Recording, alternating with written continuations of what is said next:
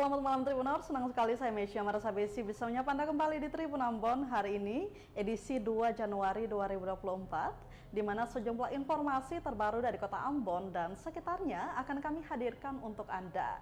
Kita mulai dengan berita pertama. Arus mudik Nataru lebih dari 19.000 penumpang naik dan turun di Pelabuhan Tulehu, Maluku Tengah.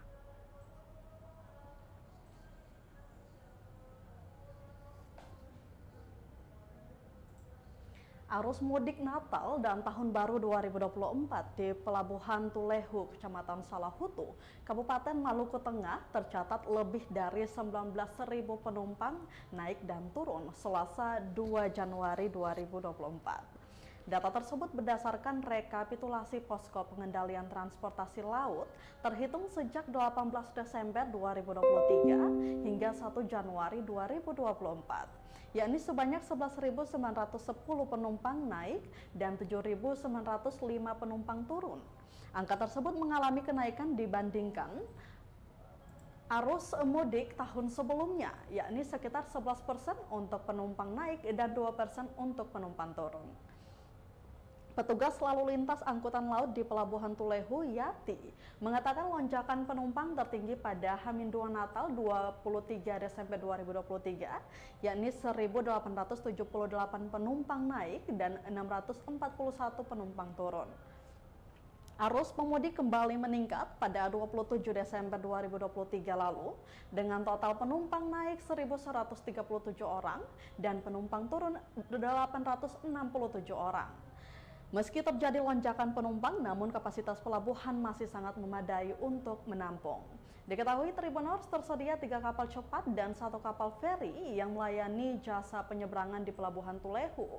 Di antaranya KM Express Cantika 88, KM Cantika Lestari 99B, KM Priscilia 99 dan KM Express Cantika 99.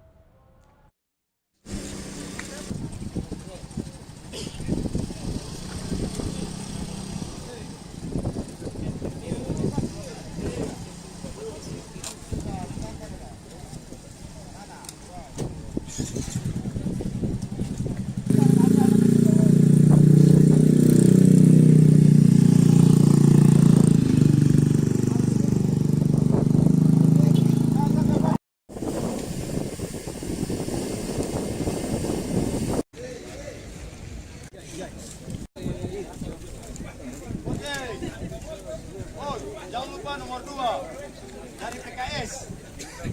Jangan lupa nomor 2 dari PKS. Goblos.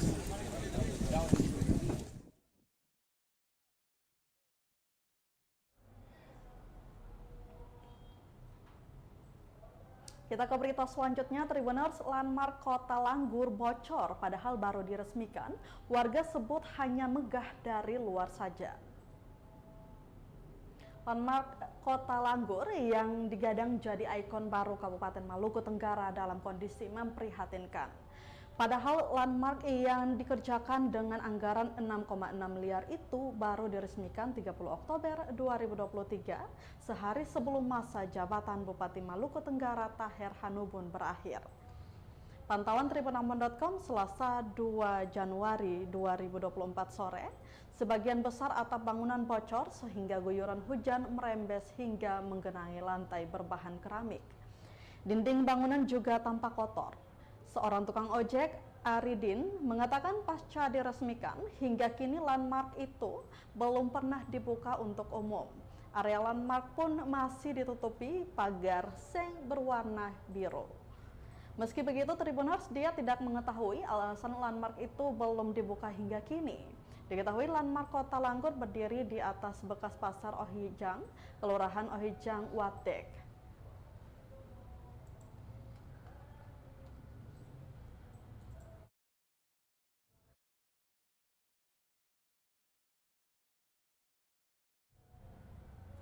Tribuners, selanjutnya pemilik lahan juga sempat memasang tanda larangan adat atau sasi di pintu masuk proyek buntut masalah tanah.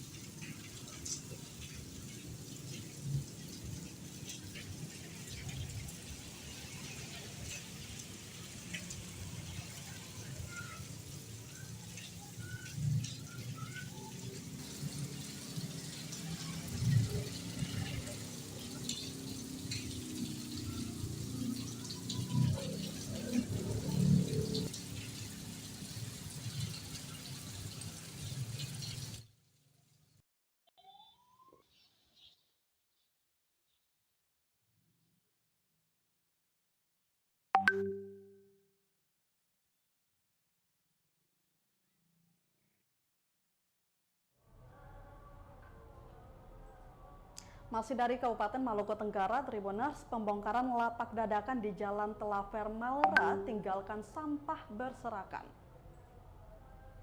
Pembongkaran lapak dadakan Natal dan Tahun Baru atau Nataru tinggalkan sampah berserakan di lahan kosong samping kiri pintu keluar Pasar Langgur, Jalan Telafer, Kabupaten Maluku Tenggara atau Malra. Pantauan tribunambon.com Selasa 2 Januari 2024 pukul 12.30 waktu Indonesia Timur, tampak karung plastik, botol minuman, plastik bening dan kayu bekas pembangunan lapak dadakan berserakan di mana-mana. Sementara terlihat dua orang pedagang yang sedang membongkar kayu bekas lapak untuk dibawa pulang, namun tanpa inisiatif membersihkan sampah yang berserakan di sekitarnya. Udin, salah satu pedagang sembako di kawasan tersebut, menyatakan pembongkaran lapak sudah semenjak tanggal 31 Desember 2023 sesuai perjanjian pihak pedagang dan pengelola pasar. Namun sayangnya, pedagang malah meninggalkan sampah-sampah yang tergeletak begitu saja dengan dalih nanti dibersihkan pihak Pasar Langgur. Menurutnya mereka ini kan gabungan pedagang musiman jelang Nataru yang tiap tahun menjajakan dagangan di terminal luar kota. Namun lanjutnya untuk mengurangi kemacetan tahun ini direlokasi di sini oleh Dispenda bekerja sama dengan pihak pengelola pasar.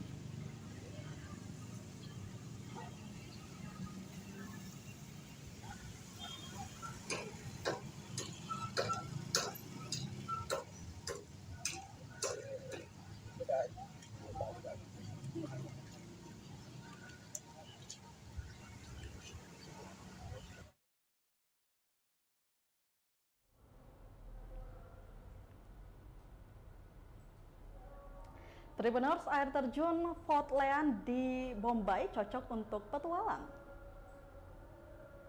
Satu lagi destinasi wisata yang wajib dikunjungi ketika menginjakan kaki di bumi Lavu Ngabal, yakni air terjun Celah Batu. Warga lokal menyebutnya Fort Lean, berlokasi di Ohoy atau Desa Bombay, Kecamatan Kei Besar, Kabupaten Maluku Tenggara atau Malra. Dengan jarak tempuh 1,5 jam perjalanan dengan menumpangi speedboat Lin dari pelabuhan penyeberangan Siu, Kelurahan Ohoy Bun, tiba di Ohoy Bombay. Dilanjutkan perjalanan darat ke lokasi air terjun. Nah, untuk sampai ke sana, Tribuners harus melintasi hutan dengan jarak tempuh sekitar 30 menit. Medannya juga tidak bisa dibilang mudah karena bebatuan terjal sudah menanti untuk didaki.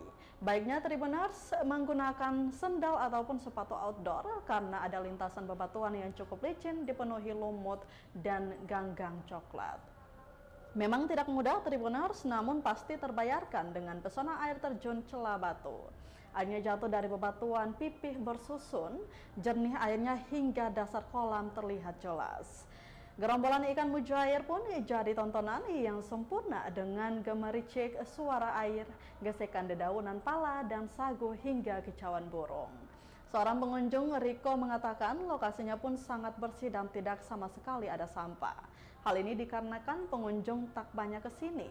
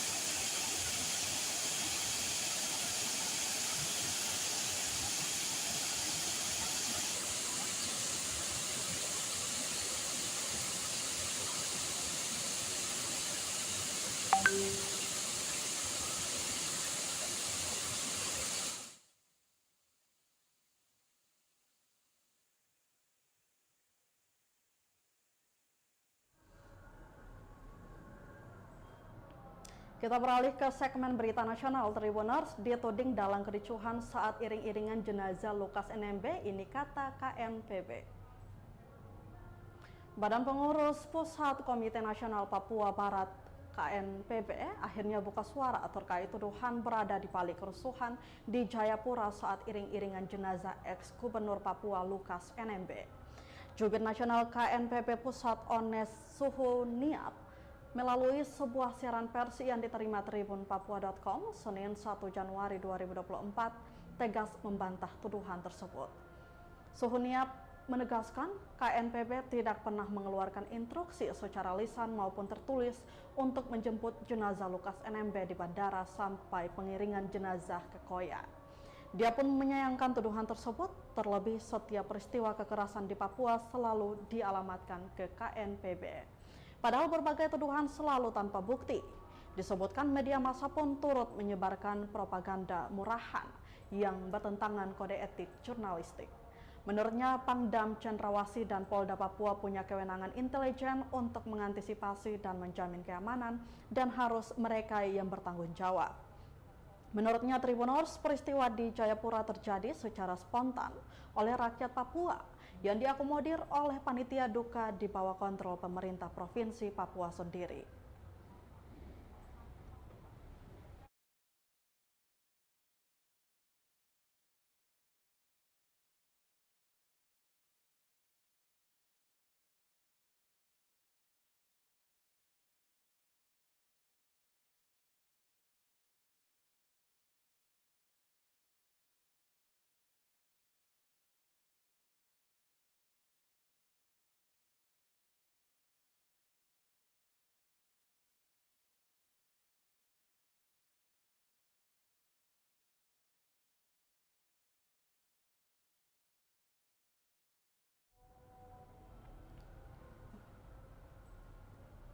Kita ke berita terakhir, Tribuners, catatan Polda Papua ada 196 aksi kekerasan KKB sepanjang 2023. Kepolisian daerah Papua mencatat sebanyak 196 aksi kekerasan yang dilakukan kelompok kriminal bersenjata sepanjang 2023. Data itu diungkapkan Kapolda Papua Irjen Pol Matius Fakhiri dalam refleksi akhir tahun 2023 di Mapolda Papua Minggu 31 Desember 2023 lalu. Dari angka itu terdapat korban jiwa maupun luka baik dari TNI, Polri hingga masyarakat. Dengan rincian, anggota TNI yang gugur sebanyak 23 orang dan 24 orang luka. Anggota Polri yang meninggal ada 3 orang dan luka 7 orang, sementara warga yang meninggal dunia ada 37 orang, 50 orang luka dan 1 orang disandra. Polda Papua sendiri sepanjang 2023 telah melaksanakan operasi damai Kartens tahap 1 dan tahap 2 yang difokuskan di wilayah operasi dengan total kegiatan penegakan hukum atau GAKHUM sebanyak 98 kegiatan. Dari operasi tersebut pihaknya berhasil mengamankan 32 senjata dan 1.279 amunisi serta memproses hukum terhadap 7 orang kelompok kriminal politik, anggota KKB sebanyak 33 orang, dan penegakan hukum terhadap 19 orang KKB.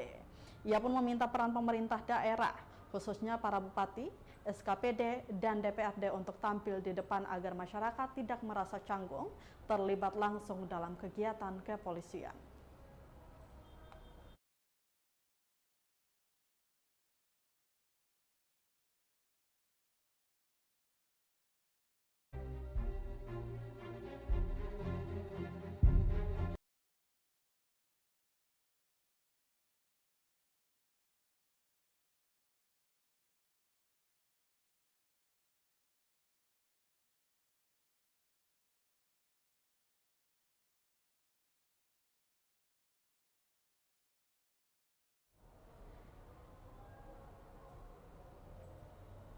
Baik Tribuners, berita tadi sekaligus menutup rangkaian kebersamaan kita di Tribun Ambon hari ini edisi 2 Januari 2024. Mewakili seluruh kru yang bertugas, saya Mesya Marasa Besi pamit undur diri.